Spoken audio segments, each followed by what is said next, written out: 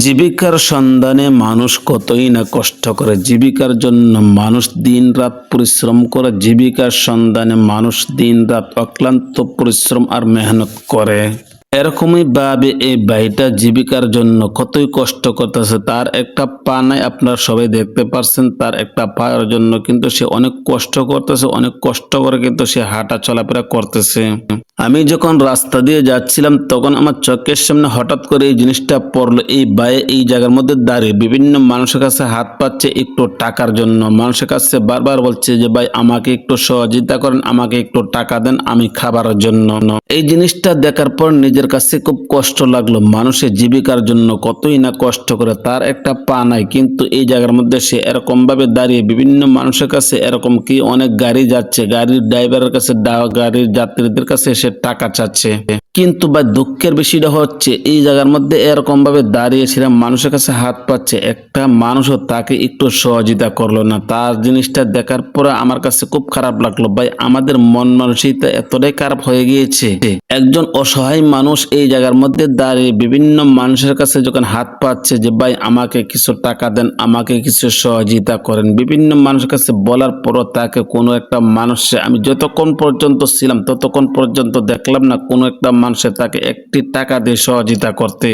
ভাই আমাদের টাকা পয়সা হলে কি হবে, আমাদের মন মানসিকতা যদি নষ্ট হয়ে যায়। আমাদের টাকা পয়সা আছে কিন্তু আমাদের মন মানসিকতা ভালো হয় নাই। যদি আমাদের টাকা পয়সা থাকা সত্ত্বেও আমাদের মন মানসিকতা নষ্ট হয়ে যায় তাহলে ভাই এরকম টাকা পয়সা দিয়ে আমরা কি করব। আমাদের সমাজের মধ্যে অনেক মানুষ আছে যাদের টাকা পয়সার অভাব নাই কিন্তু ভাই তাদের মন মানসিকতা নাই। যদি তাদের মন মানসিকতা থাকতো তাহলে ওই সমাজের মধ্যে অসহায় হতদরিদ্র মানুষ কোনো সময় থাকতো না, আর কোনো সময় অভাবও থাকতো না। কত গাড়ি আসছে যাচ্ছে, কত মানুষ এই জায়গা দিয়ে যাওয়া আসা করতেছে কিন্তু কোনো একটা মানুষের কি মনটা একবার ছিল না যে তাকে আমি 10টা টাকা দেই। দীর্ঘক্ষণ পর্যন্ত আমি দাঁড়িয়ে থাকলাম, এরই মধ্যে আমি কাউকে দেখলাম না তাকে একটু সহযোগিতা করার জন্য, একটুখানি তাকে টাকা দেওয়ার জন্য। কিরে ভাই আমরা কি এতটাই খারাপ হয়ে গিয়েছি? আমাদের টাকা পয়সা আছে কিন্তু ভাই আমাদের মন মানসিকতা নাই। আবার যাদের টাকা পয়সা নাই তাদের মন মানসিকতা অনেক ভালো, যতটুকু পারে ততটুকু চেষ্টা করে মানুষকে সহযোগিতা করার জন্য। এই ভাইয়ের এই জিনিসটা দেখার পরে নিজের কাছে খুব খারাপ লাগলো। কিরে ভাই আমরা কিরকম মানুষ হয়ে গিয়েছি। এই ভাইয়ের একটা পা নাই তারপরে কিন্তু জীবিকার জন্য কতই না কষ্ট করে যাচ্ছে। জীবিকার সন্ধানে মানুষ অক্লান্ত পরিশ্রম আর মেহনত করে।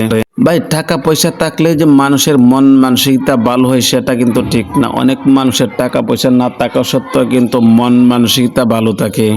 এই ভাইয়া যে এই জায়গার মধ্যে এরকম ভাবে দাঁড়িয়ে সে টাকা উপার্জন করছে, তখন আমি তার সাথে কথা বললাম যে ভাই আপনি এই জায়গার মধ্যে দীর্ঘক্ষণ পর্যন্ত দাঁড়িয়ে রইলেন, অনেক মানুষের কাছে আপনি হাত পাচ্ছেন, অনেক মানুষকে বলছেন আপনাকে টাকা দেওয়ার জন্য কিন্তু কোনো একটা মানুষে আপনাকে কোনো একটা টাকা দেয় না, আপনি কিভাবে চলেন?